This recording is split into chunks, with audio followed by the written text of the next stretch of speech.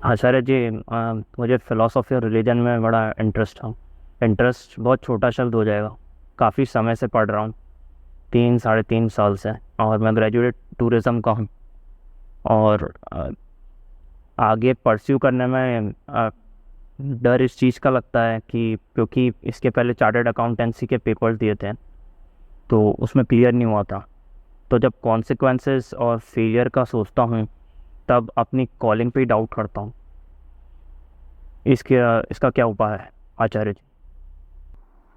मत सोचो। जिस दिशा में कह रहे हो कि रुचि है, और कह रहे हो कि रुचि छोटा शब्द है, प्रेम ही है, उसी दिशा के प्रति समर्पित रहो ना। दूसरी बातों की ओर सोचने की फुर्सत तो तब मिलती है जब एक बात के प्रति पूरी निष्ठा न हो। दो दो नावों पर पैर रखकर क्यों चलना चाहते हो? पढ़ाई ही करनी है तो वो तो फिलॉसफी में भी हो सकती है। हैं? और करोगे क्या उन विषयों में सफलता पाकर जिनकी पढ़ाई कर रहे हो, जब वो तुम्हारे दिल के करीब ही नहीं है? तो तुमने वो परीक्षाएं पास भी कर ली, तो वो काम कैसे करोगे? हैं? तुम एक बहुत पुरानी परंपरा का निर्वाह कर रहे हो। वो परंपरा जानते हो क्या है? कि हृदय कहीं और है, जीवन कहीं और। वो परंपरा अपने अनुयायियों को दुख ही देती है हमेशा। जिधर हृदय हो, जीवन को भी उधर का ही कर दो। मस्त जीने का सीधा सरल सच्चा तरीका। नहीं तो बटे बटे जियोगे, क्या लाभ? डर है तुम्हारे चेहरे पर। किस चीज से डर रहे हो? हाँ, आचार्य जी, डर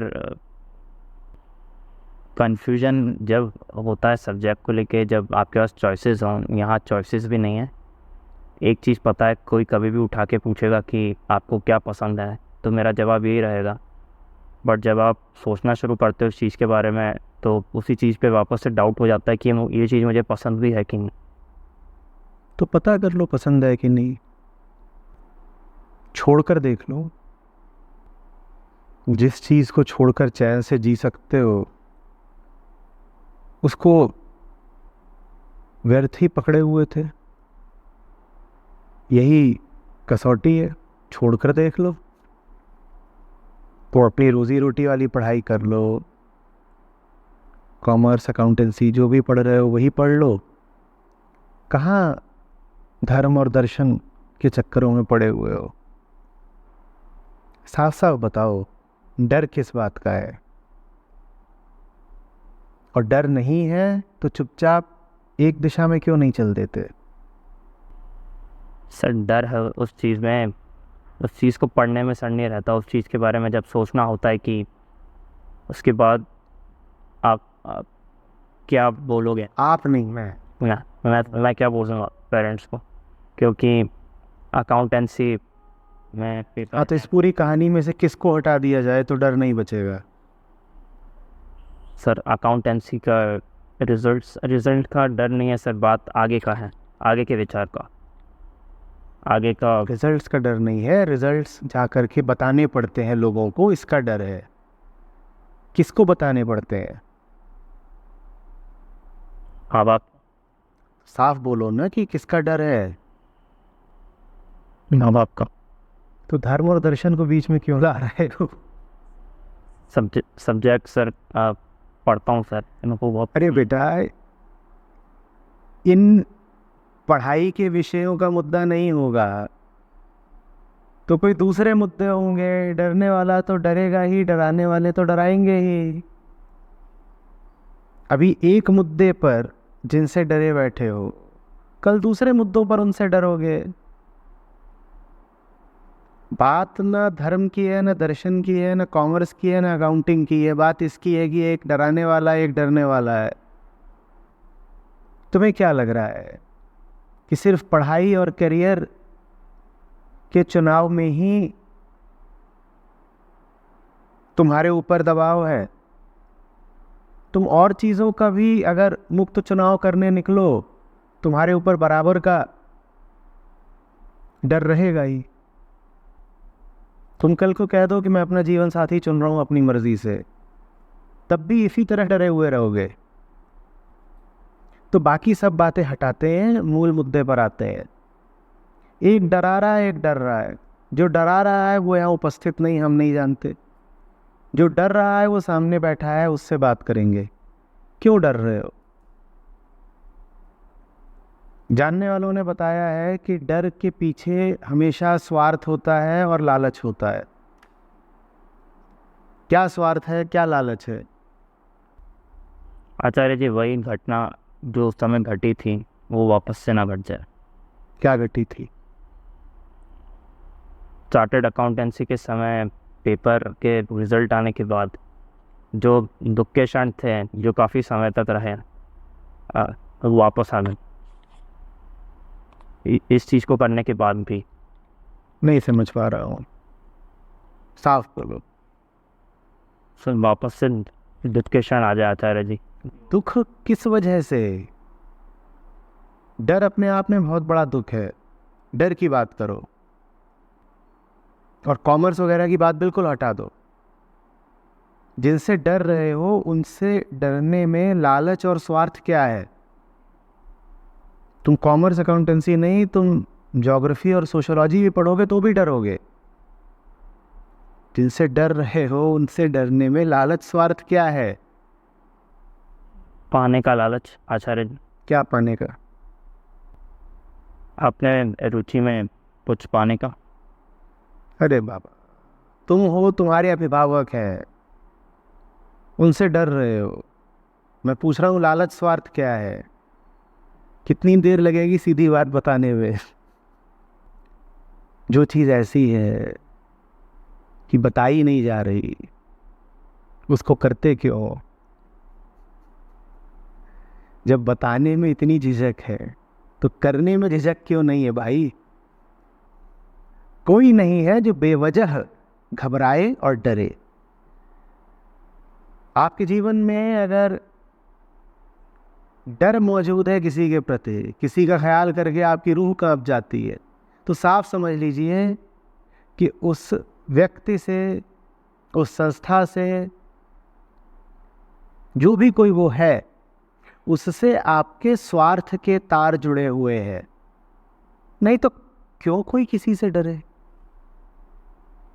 डर का तो अर्थ ही है ये भाव, ये विचार कि कोई मेरा कुछ बिगाड़ देगा, कोई मेरा कुछ ले जाएगा, अथवा किसी से कुछ मिलना है, अगर उसको रुष्ट कर दिया तो मिलेगा नहीं। क्या पाने की आस में बैठे हो? क्या खोने का विचार कर रहे हो? हो सकता है कि तुमने सक्रिय रूप से ये विचार न किया हो कि तुम क्या पाने की उम्मीद रख रहे हो, लेकिन वो उम्मीद तो है ही, भले ही तुमने सक्रिय रूप से उम्मीद नहीं बांधी है, लेकिन मन के किसी न किसी तल पर तो उम्मीद मौजूद ही है। फिर डर जाते हो कि अगर इनकी मांगे पूरी नहीं की, इनको अगर नाराज कर दिया, तो इनसे जो मिलना है वो मिलेगा नहीं फिर आगे। या ऐसा हो सकता है कि अभी ही, वर्तमान में ही तुम बहुत कुछ है जो उनसे ले रहे हो और डर लगता हो कि अगर ये रुसवा हो गए तो जो मिल रहा है वो मिलना रुक जाएगा। जब तक तुम उस बात पर उंगली नहीं रखोगे तब तक प्रगति नहीं होगी। तुम्हें साफ साफ स्वीकार कि कौन सी चीज से आसक्त हो, क्या खो जाने का, छिन जाने का या रुक जाने का डर। तुम्हें जकड़े हुए है। इतना बता दो कि जो चीज खो सकती है वो भौतिक ही होती है। भौतिक माने मटेरियल। ये मत कह देना कि प्रेम खो जाने का डर है मुझे, कि अगर मैंने उसको नाराज कर दिया तो मेरा और उसका प्रेम टूट जाएगा। प्रेम ऐसे नहीं टूटता, कोई असली चीज कभी खोती नहीं। जिन चीजों के खोने का तुम्हें डर है वो चीजें ही होंगी। अगर कुछ है जो छिन सकता है, लुट सकता है, तो भौतिक ही होगा। जो अभौतिक होता है, जो वास्तविक होता है, वो ऐसे परेशान नहीं करे रहता कि बार बार तुम्हें उसकी सुरक्षा की चिंता हो, बार बार लगे कि अरे आकाओं की आज्ञाएं नहीं मानी तो कहीं वो मेरा खिलौना न छीन ले। किसी भौतिक चीज के ही लालच में फंसे हुए हो। दर्शन शास्त्र की ओर रुझान है ना तुम्हारा, तो पदार्थवादी हो तुम, वो तुम्हारा दर्शन है। माता पिता के प्रति प्रेम हो, बहुत सुंदर बात है, पर दो व्यक्ति जिनमें प्रेम हो वो एक दूसरे को डराते कपाते तो नहीं है। दो व्यक्ति जिनमें प्रेम हो वो एक दूसरे का बंधन तो नहीं बनते। वो ये तो नहीं कहते दूसरे से कि अगर तू अपने हृदय की दिशा में चला तो तेरा हुक्का पानी बंद कर देंगे। और अगर इस तरह की बातें की जा रही हैं तो प्रेम तो नहीं है, स्वार्थ है कुछ। अब स्वार्थ स्वीकारना जरा भद्दा लगता है ना, तो बोलोगे नहीं खुल के। असल में बंधन तब जरा पवित्र पावन लगने लगते हैं, स्वीकार्य लगने लगते हैं, जब तुम बंधनों को आत्मिक या आध्यात्मिक नाम दे देते हो। सीधे सीधे कह दो कि किसी के साथ तुम स्वार्थवश हो, तो खुद ही सुनने में ये बात इतनी भद्दी लगेगी कि तुम्हें कुछ बदलाव करना पड़ेगा, कुछ तोड़ना पड़ेगा। लेकिन स्वार्थ को तुम प्रेम का नाम दे दो तो तुम खुद ही अपने लिए मुक्ति असंभव बना लोगे। तुम कह दोगे अरे प्रेम का रिश्ता है, प्रेम पर आंच कैसे आने दे। बात प्रेम की है ही नहीं। सर्वप्रथम प्रेम होता तो उस पर आंच वैसे भी नहीं आती। प्रेम पर कौन आंच डाल सकता है? वो रिश्ते की फितरत ही कुछ और है। घरौंदा है रेत का, अच्छे से जानते हो तुम कि जरा सा उस पर दबाव पड़ा नहीं कि बिखर जाएगा, तो इसीलिए डरे सहमे रहते हो। अब इसी बात को और जरा विस्तार दो तो और गहरा मर्ज खुलेगा। क्या बात सिर्फ एक रिश्ते की है? क्या सिर्फ एक रिश्ता प्रेम रहित है? कहीं ऐसा तो नहीं कि जीवन में जितने भी तुम रिश्ते बना रहे हो उन सभी में प्रेम की कमी हो, इसीलिए उन सभी रिश्तों में डर की दुर्गंध हो? अगर अभिभावकों के साथ भी प्रेमपूर्ण रिश्ता नहीं है तब तो खतरा यही है कि किसी के साथ भी नहीं होगा। फिर तो तुम एक संबंध में नहीं, हर संबंध में डरे डरे घूमोगे। यही लगता रहेगा कि अगर मैंने दूसरे की इच्छा के खिलाफ कुछ कर दिया तो कहीं वो रूठ ना जाए, कहीं संबंध ही टूट ना जाए।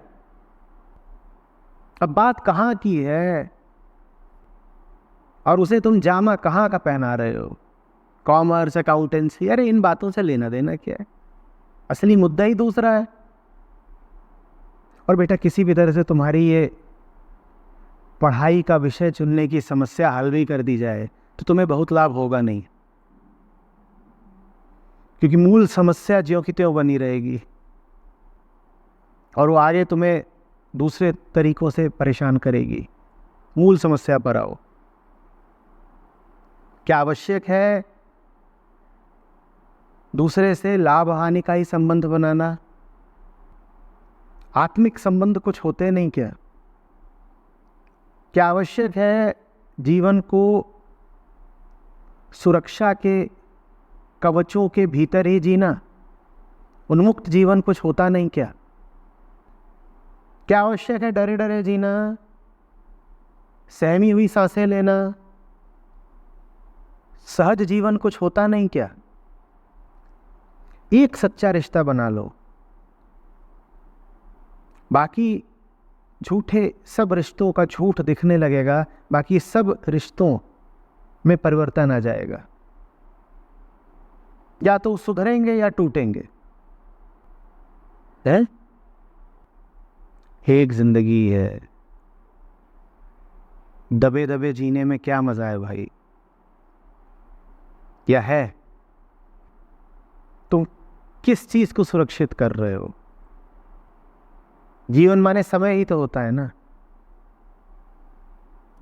डरे डरे समय बिता रहे हो तो तुमने सुरक्षित किस चीज को रख लिया है? तुम्हें ऐसा लग रहा है जैसे तुमने कोई चीज बचा ली,